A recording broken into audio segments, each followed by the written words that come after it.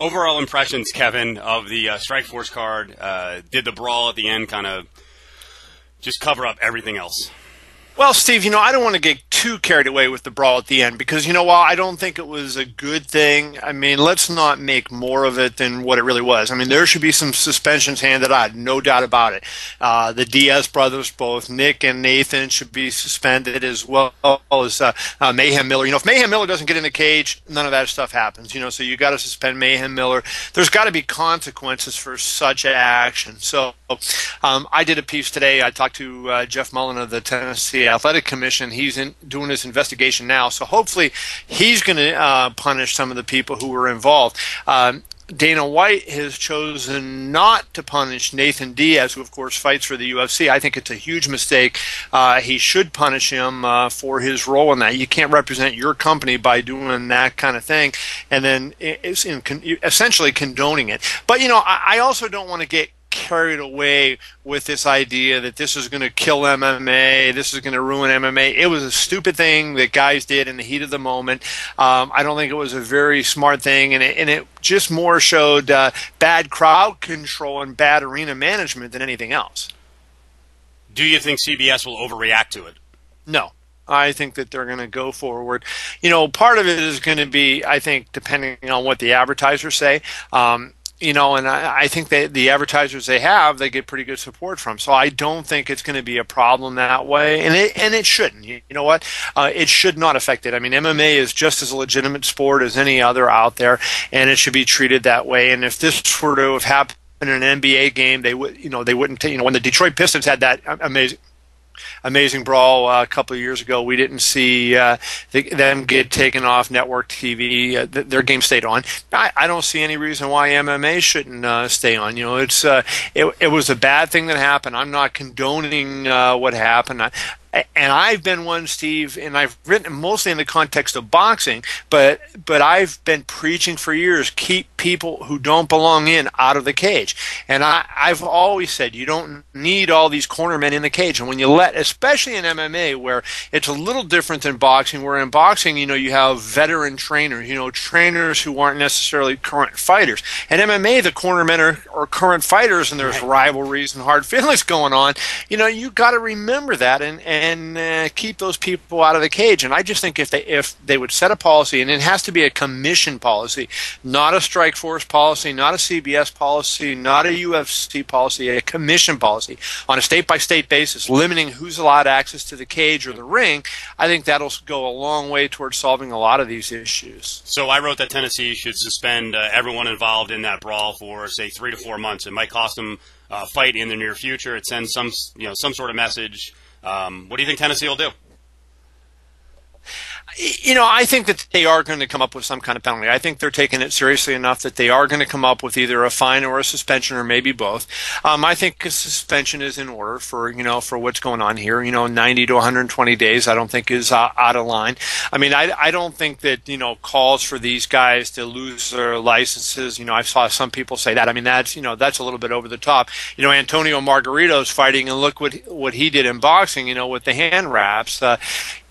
So I think that you got to take it in perspective. It was a bad move on the part of everybody involved, but the worst thing was letting Mayhem Miller in the cage in the first place. If they had secured the cage and not allowed that to happen, we wouldn't be in this position. So I mentioned 3 to 4 months. Is it that much different than the Judah Mayweather brawl? That was during the actual competition, so I think that's a lot different. Okay. And then you had a whole situation arise out of that. This was when the event was over.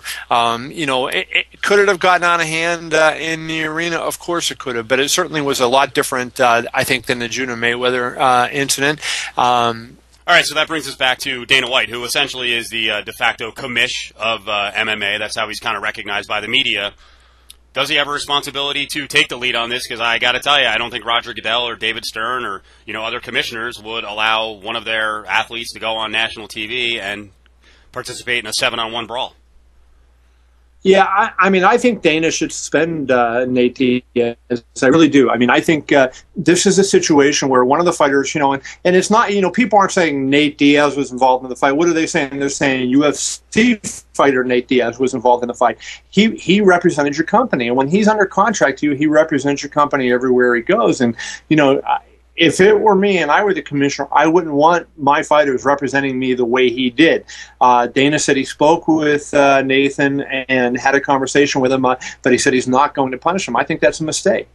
And keep in mind, Rex Ryan went to the last Strikeforce show and flipped the bird at the crowd, and I think he got, a $75,000 or $50,000 fine from Goodell. All he did was flip the bird. Right. Yeah, and I mean the crowd was pretty nasty to him, and it was a partisan Miami Dolphin fan crowd, So I mean, I'm totally in agreement with you on that, Steve. That I think a punishment, again, as I said, I don't think it's an overreaction. I don't think you put him on for the rest of the year or fine him this huge amount of money. But I think you have to do something to let him know we don't accept this kind of behavior. And you know what? If you go out and you're working a corner and some other fight, great. We want you to support your teammates, and we know that that's important to you. But we also expect you to conduct yourself as a professional, and in this instance you didn't, so you're going to pay the price for that. So you talked to Dana White, and obviously he is concerned a little bit about the image of the sport, made statements about, second grade, actually I think he said worse than that, second grade product on CBS. So can I draw the parallel image-wise between what happened here with one of his fighters and what Frank Mir said and the way he reacted and penalized Frank Mir versus what it looks like he's going to do with Nate Diaz? I don't know. That's a hard one for me to say because, one of them was on national television, another one was on a local radio station. One of them was an active fight in a cage. I mean, I find a hard time drawing a parallel between them. There is such a thing as freedom of speech, and you and I have talked about the Mir thing, ad nauseum. I mean, I think it was a stupid thing he said, but I just look at it like, hey, he got emotional when he was trying to promote the fight. Mm-hmm. That's just what happened. Nathan Diaz actually violated a code, and I mean, he's facing punishment by the Tennessee Athletic Commission. There's no doubt about that. I think the Tennessee Athletic Commission is going to include Nathan Diaz in whatever punishment they hand down. So I think they're different situations, and I don't think that they should be handled differently, and they aren't going to be. They were. There's no doubt. I mean, I think they're never going to say that Mir was relieved or fired from his WEC job, but it did cost him something. Well, I mean, we don't know facts on that. And so, I mean, I'm in a disadvantage because I don't really know the facts of, what was said. I mean, again, I think what Frank said was stupid. I'm not condoning what he said, but I think it's a lot different to say something than it is to get in the cage and kick something. And, when you're not a fighter and, hey, if you're a fighter in the fight, kick and punch and knee and do everything you want. But, when you're not in the fight, you're not kicking, you're not punching, you should act professional at all times. And, I mean, obviously it was an emotional situation and things get out of hand. But this whole, we're representing image that, that the Diaz brothers want to put off, can't be accepted. One final thing to mention, and it's a hard spot as all that stuff is going on in the cage as a broadcaster. But Gus Johnson, and I know Dana got on him and I did as well, not his best moment, saying, kind of slipping, trying to make an excuse, saying testosterone, and sometimes this happens in MMA. Can you remember another brawl that didn't involve a Diaz brother in the cage after a fight, especially UFC? I couldn't. No. I mean, there was one at a hospital here in Las Vegas. With a Diaz. With Nick Diaz and Joe Riggs. And I think that brawl is a big reason why Nick Diaz is in Strikeforce and not the UFC right now. I know Dana likes Nick Diaz and would have kept him around, but I think that was a big, incident in part of Nick not being in the UFC anymore.